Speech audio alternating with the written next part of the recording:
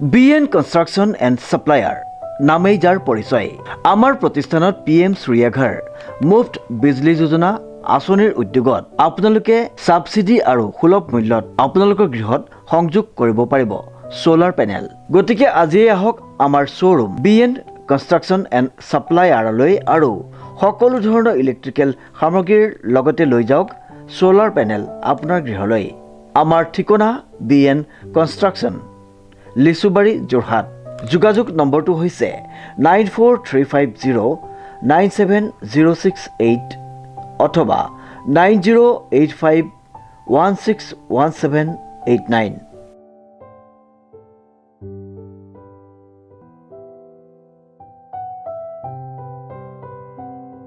নমস্কাৰ, নিউজৰ বাতৰিলৈ স্বাগতম জনাই ষ্টুডিঅ'ৰ মজিয়াত মহৎপল দাস।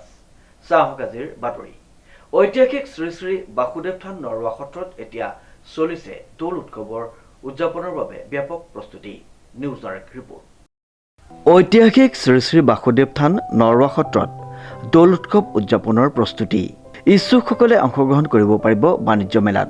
এনেদৰে জানিবলৈ দিছে উদ্যোক্তাসকলে। ঢকুৱাখানাৰ ঐতিহাসিক শ্ৰী শ্ৰী বাসুদেৱ থান নৰোৱা সত্ৰতো বিগত বৰ্ষৰ দৰে এই বৰ্ষতো পৰম্পৰাগতভাৱে 13, 14 আৰু 15 মাৰ্চ বৃহস্পতি, শুক্ৰ, শনিবাৰে উলহ মালহেৰে অনুষ্ঠিত হ'ব দৌল উৎসৱ।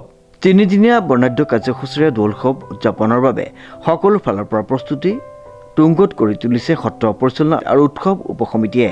বিভিন্ন কাৰ্যসূচীৰ লগতে অসমৰ বিভিন্ন প্ৰান্তৰ পৰা অহা প্ৰায় 4 শতাধিক বিপণীৰে অংশগ্ৰহণ কৰিব বাণিজ্য মেলাত।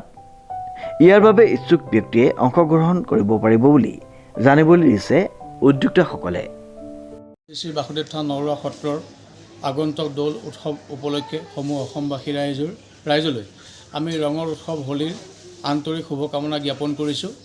পৰম্পৰাগতভাৱে বাসুদেৱ থান নৰোৱা সত্ৰত উদযাপিত হৈ অহা দৌল মহোৎসৱ ভাগি এই বৰ্ষটো 2025 বৰ্ষটো 13, 14, 15 মাৰ্চ তাৰিখে তিনিদিনীয়া বৰ্ণাঢ্য কাৰ্যসূচীৰ আয়োজন কৰা হৈছে আৰু এই কাৰ্যসূচীৰ লগত সংগতি ৰাখি আমাৰ সত্ৰীয়া পৰম্পৰা অক্ষুণ্ণ ৰখাৰ উপৰিও এখনি বাণিজ্য মেলাৰো আয়োজন কৰা হয় আৰু সেই বাণিজ্য মেলাত অসমৰ বিভিন্ন প্ৰান্তৰ বণিকসকল আহি ইয়াতে বাণিজ্য আৰম্ভ কৰে আৰু আমি ইতিমধ্যে আপোনালোকক নিশ্চয় চেনেলৰ যোগেদি দেখা পাব যে বাণিজ্য মেলাৰ কাৰণে আমি যিসমূহ চালি সেইসমূহ নিৰ্মাণ কৰিছোঁ।